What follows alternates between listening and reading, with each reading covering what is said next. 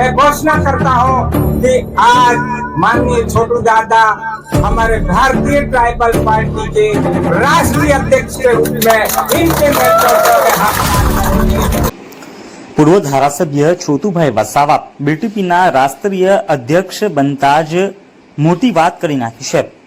ઝઘડિયાના પૂર્વ ધારાસભ્ય અને આદિવાસી નેતા છોટુભાઈ વસાવા ભારતીય ટ્રાઇબલ પાર્ટીના રાષ્ટ્રીય અધ્યક્ષ તરીકે નિયુક્ત કરાતા રાજકારણમાં ગરમાવો આવી ગયો છે।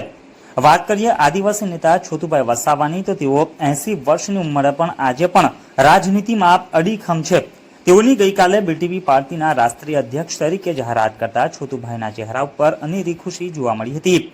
ખાસ વાત કરીએ તો રાષ્ટ્રીય અધ્યક્ષની જાહેરાત વેળાએ તેઓનો આખો પરિવાર એક સાથે ખભેથી ખભો મિલાવી સાથે ઉભો હતો અને પરિવાર સાથે હોય તો ખુશી કંઈક અલગ જ હોય છે।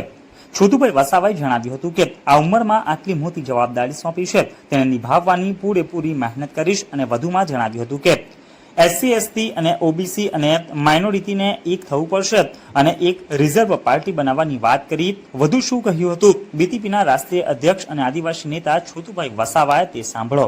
આ ઉંમરમાં આટલી મોટી જિમ્મેવારી જે સોંપી છે મને એને નિભાવવા માટે પૂરેપૂરી મહેનત કરીશ પણ તમારે બધાએ મારા પડખે રહેવું પડશે। તો તૈયાર તમે? જે રીતના દેશનું સંચાલન થયું અત્યાર સુધી એ તો ભારતના લોકોને લાભ નથી મળ્યો। એ લાભ કેવી રીતના મળે અને લેવો એ આપણે હવે પછી નક્કી કરશું। રેલી બી કરશું, મીટિંગો બી કરશું। પૂરા સમાજને વંચિત સમાજો જે છે એસસી એસટી ઓબીસી માઇનોરિટી જે અત્યારે ચાલી રહ્યું છે દેશમાં એ પરિસ્થિતિને પહોંચી વળવા માટે બધાએ એક થવું પડશે અને આ દેશમાં એક રિઝર્વ પાર્ટી બનાવશું।